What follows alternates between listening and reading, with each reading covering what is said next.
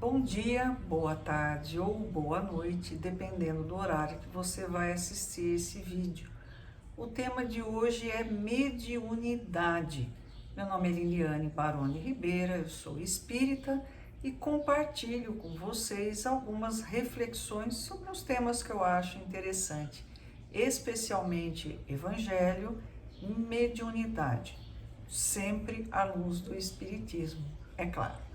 Hoje nós vamos ver algumas coisas interessantes. O que é médium? O que é mediunidade? Quem é médium? Será que eu sou médium? Será que eu não sou? Bom, eu sou médium. Qual que é o melhor tipo, né? Que eu quero, né? Qual que é o melhor tipo de mediunidade, né? Como é que eu classifico a mediunidade? E depois, como é que eu utilizo a mediunidade? São coisas interessantes. Eu estou vendo de uma apostila da Federação Espírita Brasileira, que o título é Mediunidade, Estudo e Prática. Então, primeira coisa, o que é um médium? Né? O que é médium? Médium quer dizer intermediário, é o instrumento humano de que se servem os espíritos desencarnados para se comunicarem. Muitas vezes a gente vai ver algumas coisas tipo, mediunidade em animal. Não tem. Eles conseguem perceber a presença de seres desencarnados sem o corpo? Conseguem. Por que eles não são médios? Porque eles são animais? Não, porque eles não conseguem ser intermediários. O cachorro não fala assim, eu estou vendo aqui a tua avó, ela está dizendo para você estudar mais o evangelho e colocar em prática. Não, ele não é intermediário, ele não serve de ponte, ele apenas percebe. Então, por definição, não existe mediunidade em animais, existe percepção, mas não mediunidade, não são intermediários, né? A mediunidade é inerente, ou seja, faz parte do ser humano. No livro dos médiuns, na segunda parte, o capítulo 14, no item 159, nós vamos encontrar o seguinte: todo aquele que sente, num grau qualquer, a influência dos espíritos é, por esse fato, médium. Então, sentir qualquer grau é médium. Essa faculdade é inerente ao homem, não constitui, portanto, um privilégio exclusivo. Eu não sou mais bonitinha porque eu sou médium, quase todos são, né? Em graus diferentes. Por isso mesmo, raras são as pessoas que dela não possuam alguns rudimentos. Pode, pois, dizer-se que todos são, mais ou menos, médiums. Mas então se todo mundo é médium, o dia de desenvolvimento mediúnico não deve nem caber de gente, todo mundo vai desenvolver? Tem um detalhe. Todavia, usualmente, assim só se qualificam aqueles em quem a faculdade mediúnica se mostra bem caracterizada e se traduz por efeitos patentes de certa intensidade, o que então depende de uma organização mais ou menos sensitiva, né? Então, para você dizer, eu sou médium, eu vou desenvolver, eu vou trabalhar com mediunidade, precisa ter alguma produção, porque já que todo mundo é médium, não dá para botar todo mundo para desenvolver. Algumas pessoas vão ficar sempre no básico, no rudimento, não vai para frente. É de notar-se, além disso, que essa faculdade não se revela da mesma maneira em todos. Geralmente, os médiuns têm uma aptidão especial para os fenômenos desta ou daquela ordem, donde resulta que formam tantas variedades quantas são as espécies de manifestações. As principais são a dos médiuns de efeitos físicos, a dos médiuns sensitivos ou impressionáveis, a dos audientes, a dos videntes, a dos sonambúlicos, a dos curadores, a dos pneumatógrafos, a dos escreventes ou psicógrafos. Antes que alguém saia fazendo a sua listinha, eu quero psicografar, porque eu acho muito bonito escrever livro, eu quero fazer, eu quero ver as coisas, eu quero ser, vidente. Parou. Isso não depende da nossa vontade. O que depende da vontade nossa é o desenvolvimento e como utilizar a mediunidade. Mas não dá para fazer checklist aí do que a gente quer, não é assim que funciona, tá? Por quê? Porque nós podemos vir com o nosso corpo material e o perispírito preparados para um ou outro tipo de mediunidade, né? E aquilo que a gente tem que fazer. E é assim, mas Chico Xavier, ele via, ele conversava, ele isso. Chico Xavier, gente. No milhão, nunca mais apareceu um como ele, nem vai aparecer. Chico Xavier podia fazer tudo. Ele veio preparado, a evolução espiritual dele era para isso. Nós estamos há anos-luz de Chico Xavier, então não vai virar essa coisa de querer ser médium, eu quero ter 3 ou 4 tipos de mediunidade. Escolhe um que é mais aparente, desenvolve e faça bem aquilo.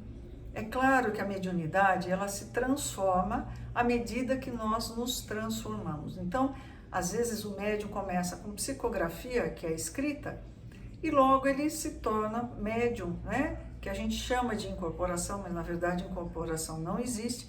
Ele fala, o espírito fala através dele, isso vai se modificando, né? Quando eu frequentava a Umbanda, eu vi uma moça que durante mais de 20 anos não existia absolutamente nenhum traço de mediunidade nela, né? Depois ela começou a parte de intuição, ela fazia esclarecimento dos irmãos desencarnados muito bem. E de repente a mediunidade dela, né, que a gente chama de incorporação, aflorou de uma tal maneira fantástica, porque à medida que ela foi evoluindo, foi se transformando, a mediunidade dela também se transformou. Então não é assim. Mas qual que é o tipo melhor de mediunidade? Vamos agora utilizar um texto de Paulo. É uma carta que ele escreveu aos habitantes da cidade de Corinto. É a primeira carta, capítulo 12. Eu vou ler os versículos de 1 a 11. Eu não estou inventando, eu estou lendo o Novo Testamento, 1 Coríntios 12, 1 a 11. Estou lendo a NVI, Nova Versão Internacional. Irmãos, quanto aos dons espirituais, que é uma maneira, né? Eu não ia dizer médium. Esse termo foi utilizado por Kardec em 1858, bem antes de Paulo, né? Irmãos, quanto aos dons espirituais, não quero que vocês sejam ignorantes. Vocês sabem que, quando eram pagãos, ou seja, quando não acreditavam em Deus, de uma forma ou de outra, eram fortemente atraídos, elevados para os ídolos mudos. Eles adoravam, né? Eles eram politeístas, eles adoravam vários deuses, estátuas, etc. e tal. Por isso, eu afirmo que ninguém que fala pelo Espírito de Deus diz Jesus seja amaldiçoado. E ninguém pode dizer Jesus é Senhor a não ser pelo Espírito Santo. Então, quem fala enaltecendo Jesus não pode estar sendo influenciado por espíritos dedicados ao mal. E aquele que desqualifica Jesus não é orientado por espíritos superiores. Há diferentes tipos de dons, mas o espírito é o mesmo. Há diferentes tipos de ministérios, mas o Senhor é o mesmo. Então, cada um vai ter um tipo de mediunidade que deve desenvolver, que deve exercitar.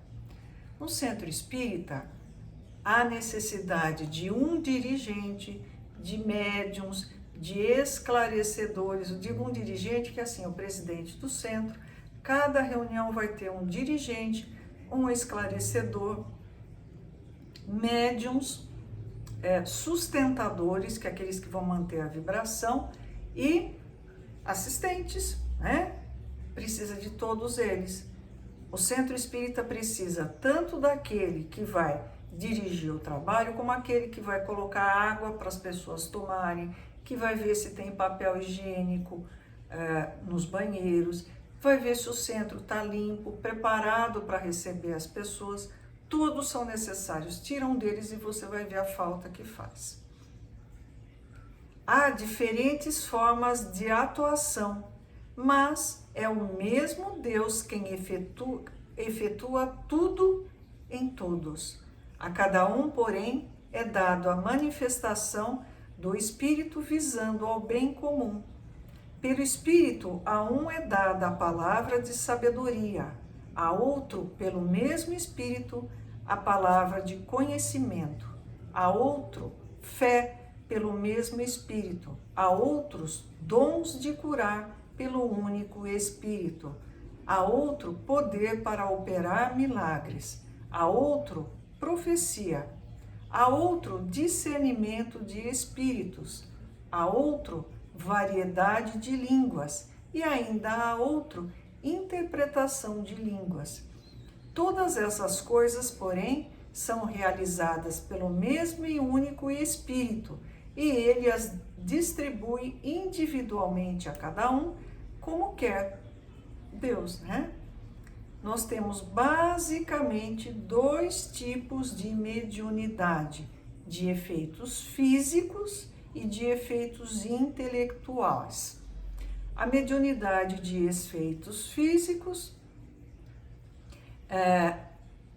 as manifestações são sensíveis, você percebe ruído, movimento, deslocamento de objetos.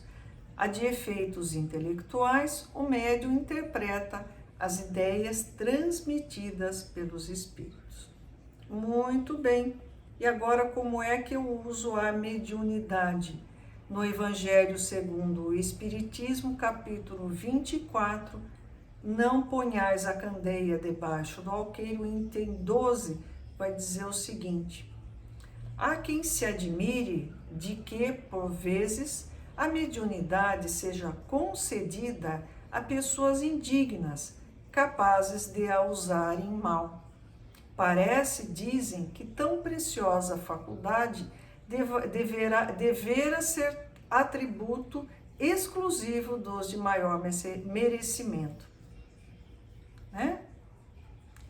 Digamos, antes de tudo, que a mediunidade é inerente a uma disposição orgânica, corpo físico, de que qualquer homem pode ser dotado, como da de ver, de ouvir e falar.